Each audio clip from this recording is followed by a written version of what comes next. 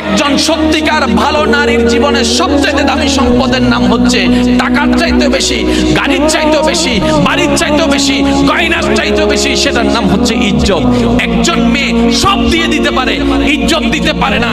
একজন মেয়ের সবচেয়ে দামি সম্পদ হচ্ছে ইজ্জত। এবার ইসলাম বলে আমি তোমাকে ওই সামনে যেতে নিষেধ করেছি যেখানে তোমার ইজ্জতের উপর হামলা হওয়ার ভয় আছে, ওইখানেই যেতে বলেছি যেখানে তোমার নিরাপত্তা আছে, ইজ্জতের কোনো ভয় নাই। সুবহানাল্লাহ। একজন সত্যিকার ভালো বউ তার জীবনের সবচেয়ে বড় নিয়ামত মনে করে দুনিয়ার তার স্বামীকে। কারণ সবাই তার সাথে বেঈমানি করবে, আমার স্বামী কখনো আমার সাথে বেঈমানি করবে না। সবাই আমার হাত ছেড়ে দিবে, আমার স্বামী কখনো আমার হাত ছাড়বে না।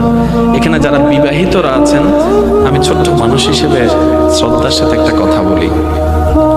এক ঘরের নিচে থাকলে, একই ছাদের নিচে থাকলে অনেক কিছুই হবে, মন মালিন্য, পক্ষে বিপক্ষে, পছন্দ অপছন্দ অনেক কিছুই হবে। এগুলাকে ফোকাস দিয়েন না, ডিভোর্সে যায়েন না। কারণ ডিভোর্স করে যেখানে যাবেন সেখানে যে মহাসুখ পাবেন এরকম কোনো গ্যারান্টি নাই। যেখানে আছেন থাকুন, আল্লাহর রহমতের আশা করুন। স্বামীর কাজ হচ্ছে স্ত্রীদেরকে মায়া প্রদর্শন করা, মহব্বত প্রদর্শন করা, কেয়ারিং প্রদর্শন করা। আর স্ত্রীদের কাজ হচ্ছে স্বামীদেরকে ভক্তি করা, শ্রদ্ধা করা, সম্মান করা। দুইজনের পক্ষ থেকে যখন এই ইসলামের নিয়ম দুইটা চলে আসবে, অশান্তির সংসার অশান্তির হয়ে যাবে। সুবহানাল্লাহ।